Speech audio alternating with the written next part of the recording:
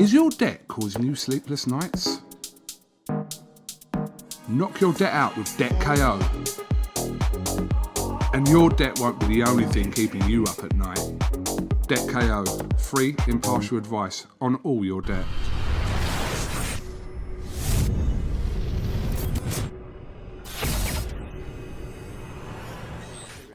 I said I'd give a plug to it, so what do we reckon of Wingstop, Edward? Wingstop, on another level. Not only are they sponsoring the show tonight, but these are different gravy. Mango and habanero, spicy little something. What have we got here? Spicy Korean. Oh, spicy Korean.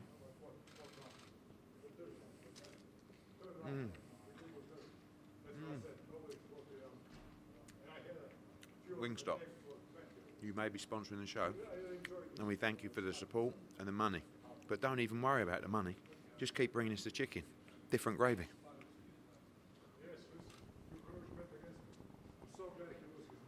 This is KUGAN CASSIUS for IFL TV in association with MTK Global. Fight night's over. Joined by Mr. Eddie Hearn. Tell you what, set up here is pretty fucking good, mate. It is, isn't it? It's nice. Let's have a little look. Let's have a little stroll round. Oh, you want me to take that? Go on, you take it. So this is the big screen here. Costs about 30 bags a show. Go over here. This is all the branding. It's about 2 grand, 4 grand, 6 grand, 10 grand. And we've got the rig up there. It's about 40 bags. Yeah, we're doing our bollocks in here, but there's no crowd, as you can see. It's different, isn't it?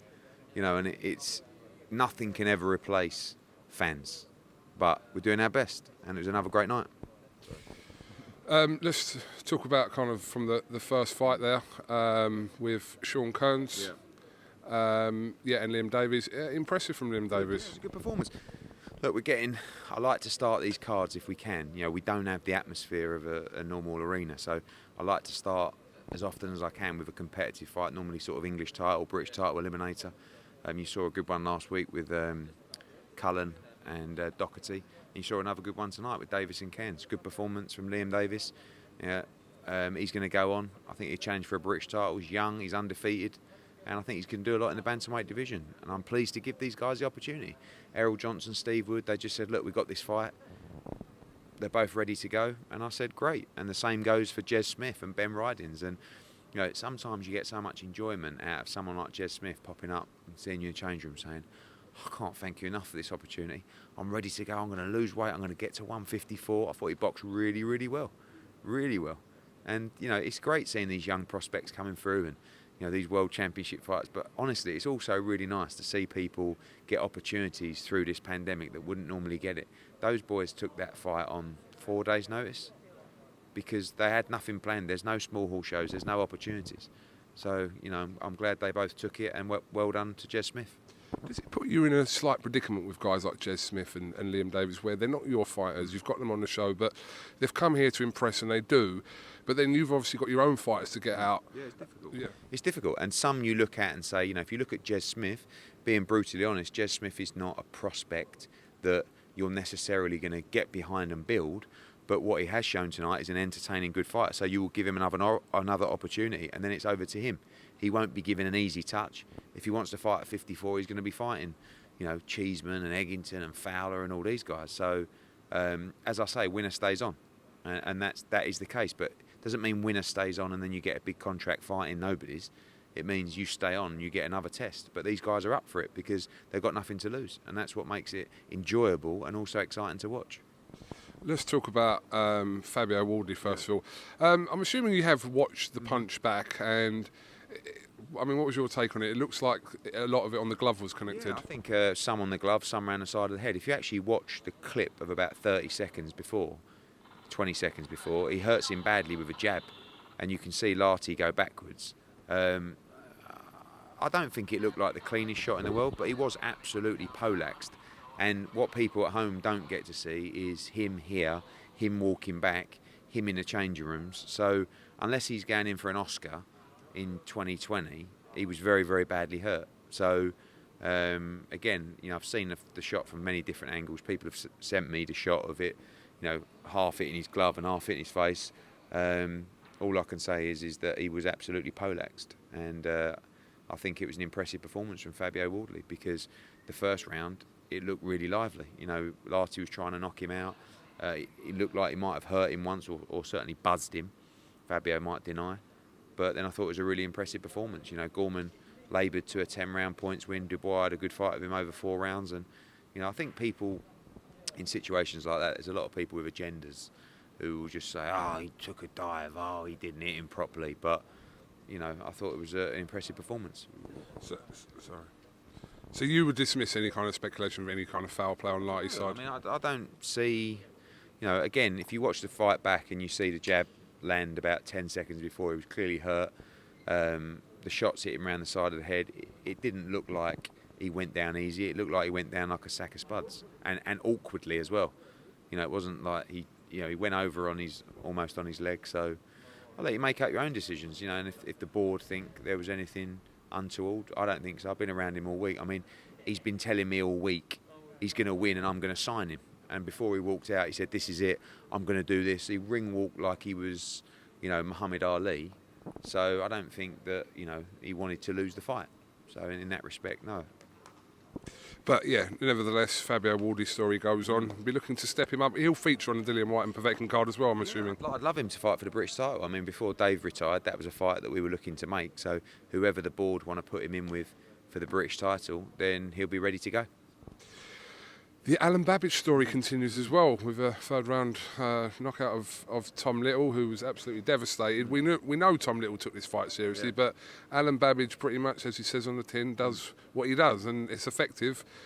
And you said to him in the post-fight interview that there are still questions, which is fair to say at this stage of his career. Yeah, but also, how many fights has he had? What, 7? You know, but the thing is that people keep asking questions, and he just breezes through them.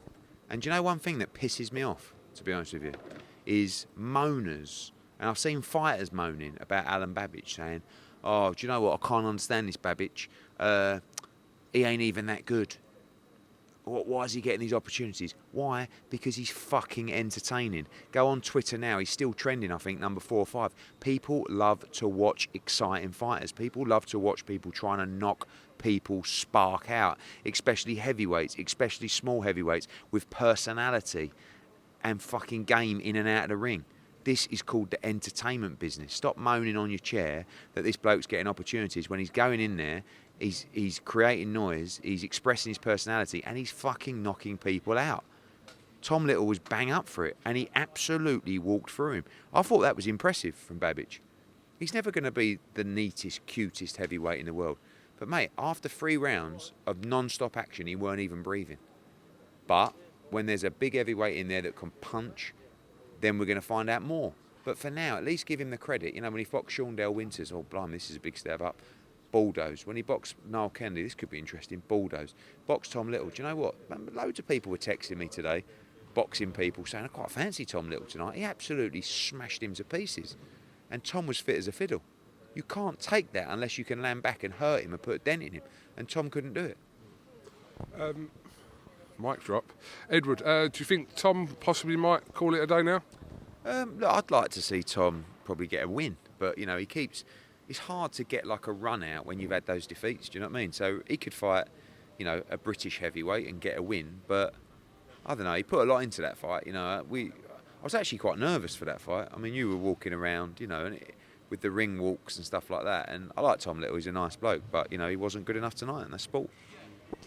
Moving on from there, very, very mature, accomplished performance from Conor Benn tonight against Sebastian Formella, who was tough as old boots, as they say.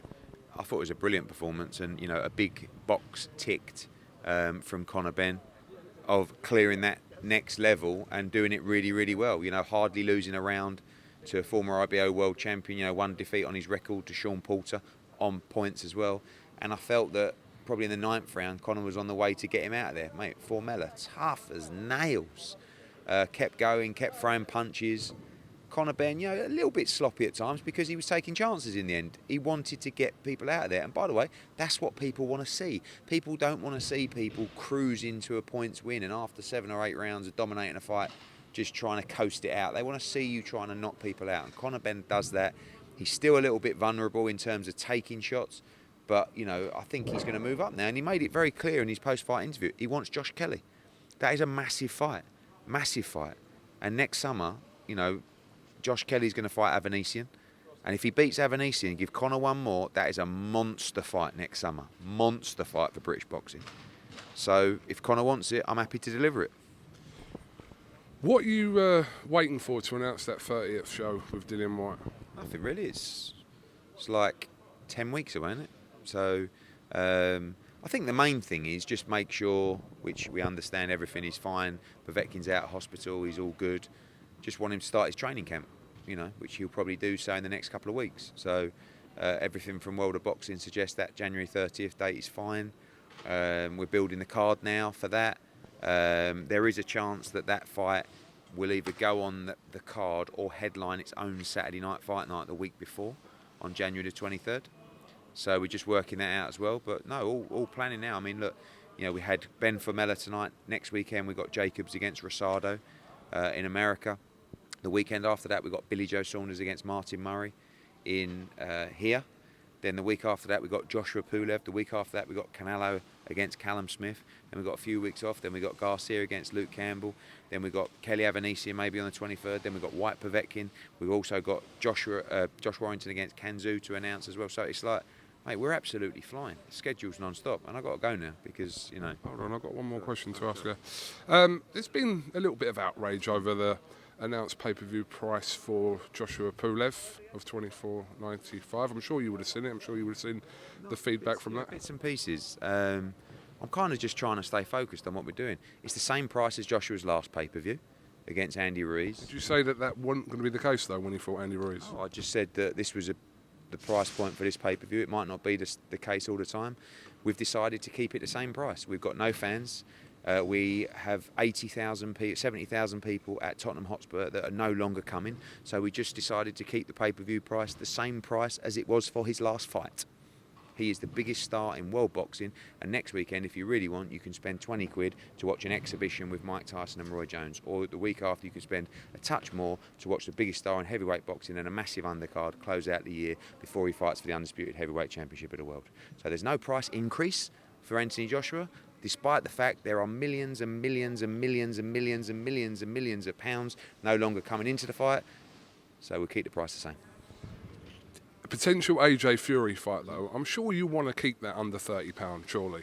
Yeah, I mean, look, I don't want to say anything that's going to come back and bite me in the arse because I've done that plenty of times, but I don't see any intention of that pay-per-view price to be... Look, I would think that if the AJ fight's moving forward at £24.95, Sky's decision, or whoever else is broadcasting a fight with Sky, and I would think £29.95 would be the price point for that fight. But once again, you know, despite not having 70,000 ticket revenue for the fight, we are not increasing the price of AJ's next pay-per-view. We're keeping it the same as his last fight. Do you view AJ Pulev on the same level as the Ruiz-Joshua fight? Yeah, do I, in terms of a fight? Yeah? Yes, absolutely. How? Pulev is exactly the same ability as Andy Ruiz. I mean, you can't have it every way. When we first did the Andy Ruiz fight, I was getting totally abused by everyone, saying this is a dog shit fight, right? And he knocked out Anthony Joshua. And then the next fight, Andy Ruiz is Muhammad Ali. And now you're saying that Kubrat Pulev, who's ranked much higher than Andy Ruiz was when we first fought him, and he's also the mandatory challenger with one defeat to Vladimir Klitschko, is now not of the same level as Andy Ruiz. He's of exactly the same level. In fact, he's more accomplished than Andy Ruiz. But the magnitude of the fight, that was bigger, surely. Yeah. Joshua was a challenger, yeah. So, I mean, it was a big fight. But in terms of the toughness of the fight, exactly the same. OK, Edward, we will see you in a couple of weeks. No show next week other than Miami, Jacobs Rosado. Let's go. Is your debt causing you sleepless nights? Knock your debt out with Debt KO. And your debt won't be the only thing keeping you up at night. Debt KO, free, impartial advice on all your debt.